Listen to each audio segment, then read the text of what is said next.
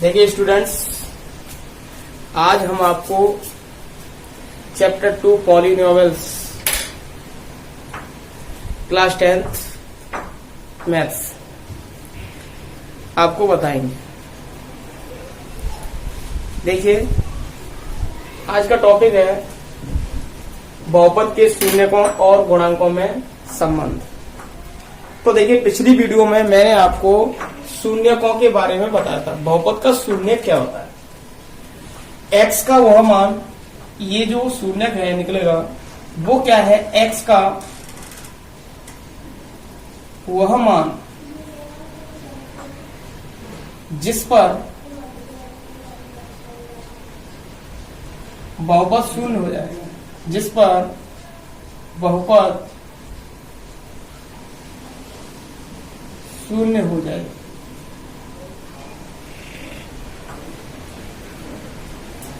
x की वह value जो पॉलिनोमियल्स को शून्य कर दे वो आपका क्या कहलाता है, बहुपद का शून्य कहलाता है। बात आती है यहाँ पे गुणांक। देखिए मैंने आपको 3 तरीके के बहुपद बताए थे, पॉलिनोमियल्स बताए थे। मैं यहाँ पे लेता हूँ एक एग्जांपल लेता हूँ, ex इक्वल टू मैंने ले लिया ax प्लस बी, और एक ले लिया मैंने क्वाड्रेटिक पॉलिनोमियल से ले लिया ax square plus bx plus c। दूसरा अगला लिया मैंने ax cube plus bx square plus cx plus d। ये आपके 3 पॉलिनोमियल्स मैंने आपको बताया। ये आपकी जनरल फॉर्म होते हैं, पॉलिनोमियल्स के ये जनरल फॉर्म होते हैं। तो इसमें आपको बताया जा रहा है गुणांक, यानी इसको अंग्रेजी में कहते हैं कोफिशिएंट। तो ये कोफिशिएंट क्या है, जो वेरिएबल होता है उस वेरिएबल का जो गुणांक होगा, वेरिएबल के सामने जो संख्या होगी वही आपका क्या है, उसका गुणांक है। अर्थात उसको क्या कहते हैं, कोफिशिएंट कहते हैं। ये आपका ए है, वो क्या है, एक्स का गुणांक है। क्या है ए, एक्स का गुणांक। और ये बी क्या है, जिसमें एक्स नहीं होता है वो आपका अचर पद कहलाता है।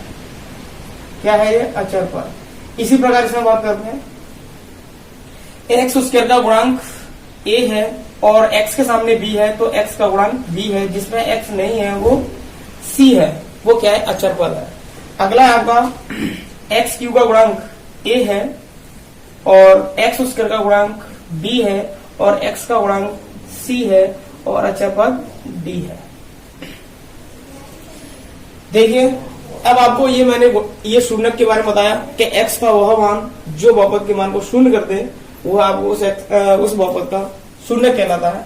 ये आपको मैंने px, ये आपका बहुपद लिखा हुआ है। x में कोई बहुपद है, x में भी ये क्वाड्रेटिक पॉलिनोमियल्स है, x में ये क्यूबिक पॉलिनोमियल्स है, जिसके गुणांक मैंने बताया x के सामने जो संख्या है वही आपके क्या कहलाते हैं, गुणांक कहलाते हैं। जिसमें x नहीं है वो अचर पद कहलाता है।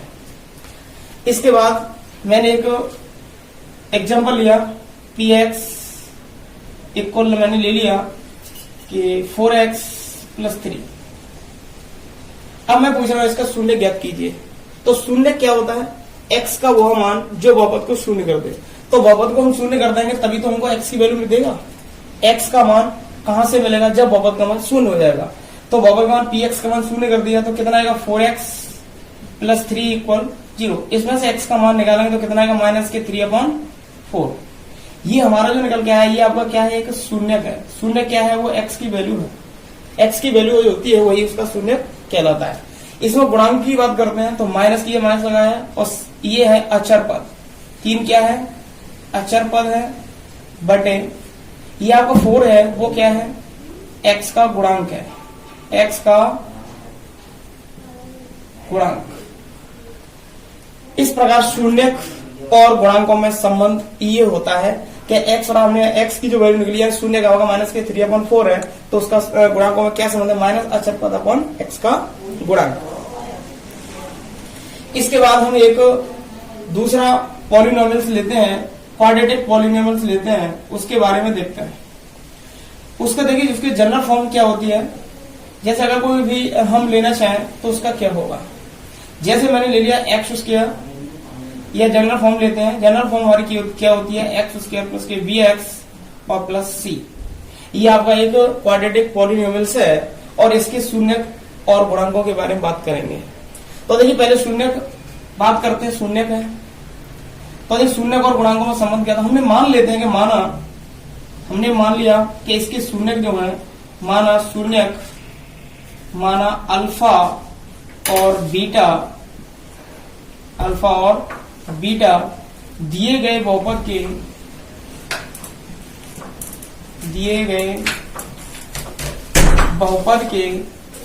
शून्यक हैं, बहुपद के शून्यक हैं। तो देखिए यहां पे बात करेंगे कि शून्यकों का सम, यानी शून्यकों का योगफल। शून्यकों का योगफल क्या होगा, एक शून्यक अल्फा माना है मैंने और एक शून्यक बीटा माना है, क्योंकि आपको पता है ये आपका द्विघात बहुपद है। द्विघात बहुपद में अधिकतम शून्यकों की संख्या कितनी होती है, 2 होती है। तो 2 से ज्यादा शून्यक नहीं हो सकते। तो देखिए इसका योगफल हम ज्ञात करेंगे तो हमारा ये फॉर्मूला निकल के आता है कि अल्फा प्लस बीटा बराबर क्या होता है, माइनस बी अपॉन ए।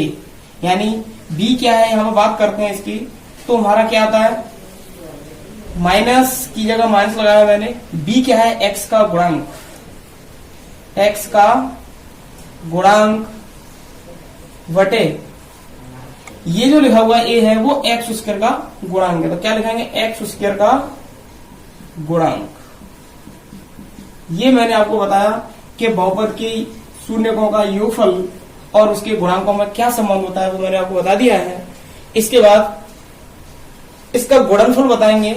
गुणनफल होता है यानी दोनों का गुणा करेंगे तो alpha into beta, alpha beta बराबर होता है सी अपॉन ए। सी यहाँ पे क्या है, एक अचर पद है, अपॉन ए क्या है, एक्स स्क्वायर का गुणांक है। इस प्रकार मैंने आपको क्वाड्रेटिक पॉलिनोमियल्स के शून्यकों और उसके गुणांकों के बीच संबंध बताया। देखिए मैंने अभी आपको क्वाड्रेटिक पॉलिनोमियल्स के जीरोज और उनके कोएफिशिएंट में संबंध बताया। इसके बाद हम एक इसमें एग्जांपल लेते हैं। एक हम एग्जांपल लेते हैं क्वाड्रेटिक पॉलिनोमियल्स का कि px इक्वल मैंने ले लिया एक्स स्क्वायर प्लस के 7x और प्लस 10। तो वो कह रहा है कि इसके शून्य ज्ञात कीजिए और शून्य और गुणांकों में संबंध भी बताइए।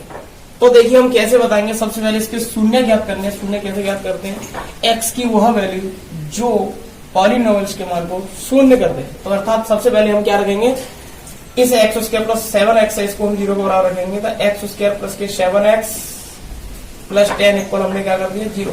तो इसकी हम फैक्टर करके इसके गुणनखंड करना है। तो 10 के इस प्रकार फैक्टर करेंगे कि इसका योगफल 7 आए और इसका गुणा करें तो 10 आए।